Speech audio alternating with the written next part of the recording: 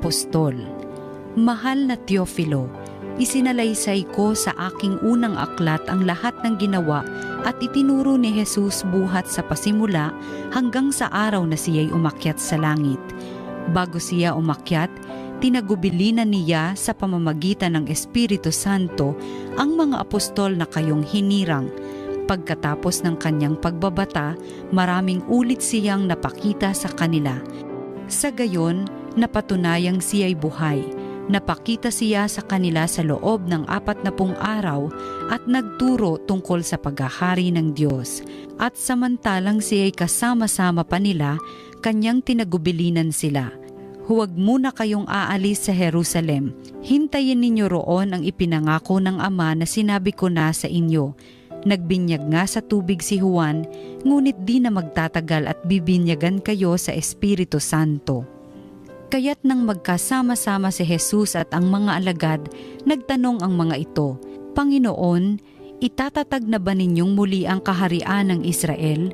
Sumagot si Jesus, ang mga panahon at sandali ay itinakda ng Ama sa kanyang sariling kapangyarihan at hindi na kailangan pang malaman ninyo kung kailan iyon.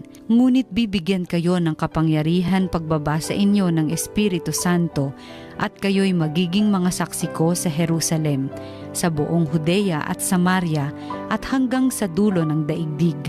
Pagkasabi nito, siya'y iniakyat sa langit samantalang nakatingin sila sa kanya at natakpan siya ng ulap. Habang sila'y nakatitig sa langit, 2 lalaking nakaputi ang biglang tumayo sa tabi nila. Mga taga-Galilea, sabi nila, bakit kayo narito't nakatingala sa langit? Itong si Jesus na umakyat sa langit ay magbabalik tulad ng nakita ninyong pag-akyat niya. Ang salita ng Diyos. Habang umaakyat ang Diyos, ang tambuli tumutunog. Magdiwang ang lahat ng mga nilikha, pumalakpak kayong may awit at tuwa, bilang pagpupuri sa Diyos na dakila, ang Diyos na poon kataas-taasan, ay dakilang haring dapat katakutan, siya'y naghahari sa sangkatauhan. Habang umaakyat ang Diyos, ang tambuli tumutunog. Umakyat sa trono ang Panginoong Diyos, hatid ng tambuling malakas ang tunog. Masayang sigawan ang ipinansuob, purihin ang Diyos, siya ay awitan. Awitan ang hari, siya ay papurihan. Habang umaakyat ang Diyos, ang tambuli tumutunog. Ang Diyos siyang hari ng lahat ng bansa, awit at purihin ng mga nilikha. Maghahari siya sa lahat ng bansa, magmula sa tronong banal at dakila. Ang mabuting balita. Habang umaakyat ang Diyos, ang tambuli tumutunog.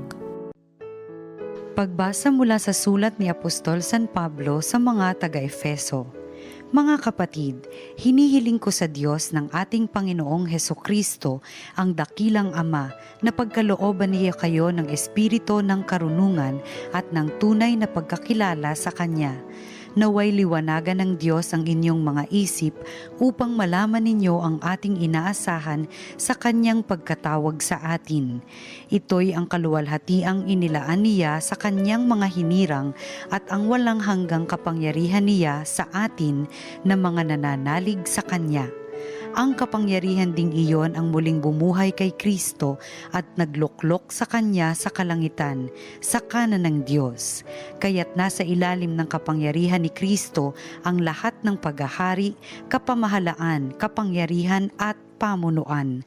Higit ang Kanyang pangalan kaysa lahat ng pangalan, hindi lamang sa panahong ito, kundi pati sa darating.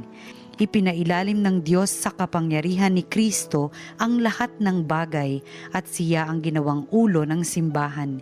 Ito ang katawan ni Kristo, ang kapuspusan niya na pumupuspos sa lahat-lahat. Ang salita ng Diyos. Salamat sa Diyos. Ayon kay San Mateo.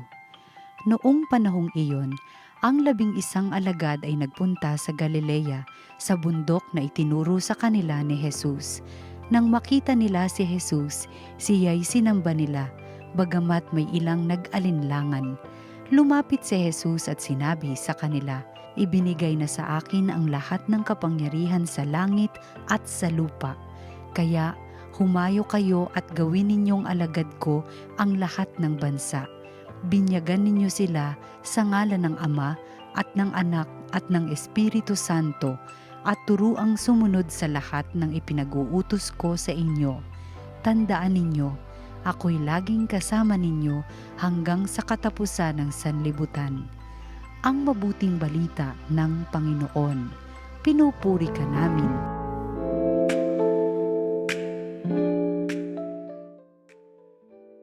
Umakyat na si Jesus sa langit. Iniwan na niya tayo. Iyan ang akala ng marami ngayon. At maaring iyan din ang akala ng mga alagad noong nakatingala sila na sinusundan ng kanilang mga mata ang pag-akyat ni Jesus sa langit. Bye-bye! Wala na siya. Nandun na siya sa Ama. Hindi ito ang tamang pag-intindi ng pag-akyat ni Jesus sa langit. Ito ang huling salita ni Jesus sa Ebanghelyo ni Mateo na ating narinig. Tandaan ninyo, ako'y laging kasama ninyo hanggang sa wakas ng panahon. Kaya, hindi tayo iniwan ni Jesus. Nagbago lang ang paraan ng kanyang presensya sa atin. Sinasabi natin sa ating creed, sumasampalataya ako na si Jesus ay umakyat sa langit at nakaluklok sa kanan ng Ama. Ano bang ginagawa niya sa kanan ng Ama? Doon siya patuloy na namamagitan para sa atin. At makakaasa tayo sa kanyang pamamagitan kasi alam niya ang ating kalagayan. Dala niya ang ating pagkatao sa harap ng Ama. Kaya makakaasa tayo na hindi nawala, bagkus lalo pa ngang lumalim ang kanyang pagmamalasakit sa atin. Ang mga nasa langit ay hindi hiwalay sa atin. Patuloy ang kanilang pagtulong sa atin. Sinabi ni Santa Teresa na sa langit mas magiging busy pa siya sa pagdarasal para sa atin. Mas marami pa siyang matutulungan mula doon kaysa nandito siya sa lupa. Lalo na si Jesus. Hindi na lang ang mga taga-Galilea o taga-Jerusalem ang naaabot niya. Naaabot niya ang lahat ng tao sa buong mundo at sa lahat ng panahon kasi nasa langit na siya. Kaya hindi tayo hihiwalayan ni Jesus kasi nandoon na siya sa kanan ng Ama. Oo, ipinagdarasal niya tayo. Kaya itaas natin ang ating mga pangangailangan sa Kanya. Pero lalong-lalong ipinagdarasal niya tayo na magawa natin ang huling utos niya sa atin. At ano yon? Gawin nating alagad niya ang lahat ng bansa. Nabinyagan natin ang lahat sa ngalan ng Ama at ng Anak at ng Espiritu Santo. Naturuan natin ang mga tao na sumunod sa pinag-uutos niya na maging saksi niya tayo sa lahat. Gusto ni Jesus na ipagpatuloy natin ang kanyang gawain. Umakyat sa langit na hindi pa tapos ang kanyang misyon kasi ito'y patuloy niyang ginagawa sa pamamagitan natin sa simbahan na siyang katawan niya. Si Jesus pa rin ang gumagawa nito, pero kasama na tayo at sa pamamagitan natin. Ganon kalaki ang kanyang tiwala sa atin. Huwag sana natin siyang biguin. Pero huwag tayong matakot na hindi natin ito kaya. Kasi nangako siya na dahil sa kanyang muling pagkabuhay, nasa kanya ang lahat ng kapangyarihan sa langit at sa lupa at ito'y ibinigay niya sa atin. Makapangyarihan ang nag-utos sa atin at ang kapangyarihan niya ay kumikilo sa atin. Ang dasal ni San Pablo ay siya din sanang dasal natin. At ano yon? Sana liwanagan ng Diyos ang inyong mga isip upang malaman ninyo ang walang hanggang kapangyarihan niya sa atin na mga nananalig sa Kanya. Kumikilo sa atin ang kapangyarihan ni Jesus. ang kapangyarihan ng muling pagkabuhay sa Kanya. Alam ba natin ito? Kaya kumikilo sa atin upang magampanan natin ang ipinagagawa niya sa atin. Makakayanan natin ang ating misyon, hindi dahil sa ating galing o tapang, kundi dahil sa kapangyarihan din na galing sa Kanya. Isa rin sa nagpapalakas ng ating loob ay ang pag-asa na binubuhay sa atin ng pag-akyat ni Jesus sa langit. Minsan sinabi ni Jesus na siya ay aalis upang ihanda tayo ng matitirhan. Ang bahay ng kanyang ama ay may maraming silid. Ipaghahanda niya tayo doon ng lugar at babalik uli siya para tayo kaunin upang kung nasaan siya, tayo din ay duroon.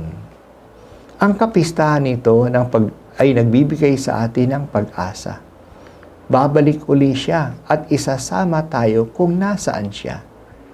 Hindi ba ito rin ang sabi ng dalawang anghel sa mga alagad nung nakatingala sila na sinusundan ang pag-akyat ni Jesus sa langit na parang iniiwan na sila? Itong si Jesus na umaakyat sa langit ay magbabalik tulad ng nakita ninyong pag-akyat niya. Babalik uli siya. Pinananabikan natin ito. Umaasa tayo. Aakyat din tayo sa langit. Makalangit tayo. Inuudyok po tayo ng ating kapistahan ngayon sa dalawang direksyon. Una, dito sa lupa. May misyon tayo dito. Iniwan sa atin ang kapangyarihan ni Jesus upang ipagpatuloy natin ang misyon na pagpalaganap sa kaharian ng Diyos. Marami-rami pa ang aabutin natin. 8 bilyon na ang mga tao sa mundo ngayon. Hindi pa umaabot sa 2 bilyon ang mga Kristiyano. Kaya kailangan tayong magsipag. At huwag tayong matakot. Nangako siya na magiging kasama niya tayo hanggang sa wakas. Ang pangalawang direksyon, hinihikaya tayo sa kapistahan na tumingala sa langit at hangarin na makasama tayo doon ni Jesus. Doon sa langit matutupad ang lahat ng ating pagsisikapan at inaasam. Hindi natin mai-imagine ngayon ang kagandahan, ang kabutihan at ang kaligayahan na inihanda ng Diyos para sa atin. Kaya huwag tayong matakot sa anumang kabiguan o kahinaan o sa anumang mga pagkakamali natin. Maitutuwid ang lahat sa langit. Ang Ascension Sunday ay World Communication Sunday.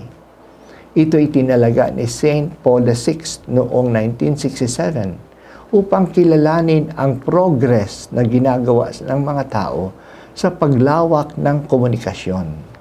Marami na ang naaabot ng mga tao ngayon sa social media. Sana ito ay gamitin sa pagtupad ng misyon natin na abutin ang lahat na magandang balita. Pero mag-ingat tayo kasi nagagamit din ang social media na magpalaganap ng kasinungalingan. Sa halip na pag-isahin ang mga tao ng social media, pinaghihiwalay pa at pinag-aaway tayo. Hindi katotohanan ang kumakalat kundi kasinungalingan. Hindi pag-iibigan at pagtutulungan kundi hidwaan. Huwag po nating ayawan ang social media. Bahagi ito ng buhay. Mag-ingat lang tayo na hindi tayo mapasama nito. Kailangan ng disiplina upang hindi tayo masilo at maging addict nito. Huwag tayong maniwala sa lahat ng balita na natatanggap natin. Marunong dapat tayong magsuri at hiwalayin ang mabuti sa masama. Huwag tayong magkalat ng kasinungalingan at ang kasamaan. Sa halip, gamitin natin ang social media upang lalong maintindihan ang mensahe ni Kristo. Napakarami ding mabubuting pahayag dito. At tumulong tayong i-share ang magaganda at mabubuti. Speak the truth in love. Ito ang paksa ng World Day of Communication natin. Magsalita tayo ng katotohanan ng may pag-ibig. Ipahayag natin ang katotohanan upang umiral ang pagmamahal at hindi ang alitan. Kapag nagsama ang katotohanan at ang pag-ibig, nandiyan ang magandang balita na ipapahayag natin si Kristo.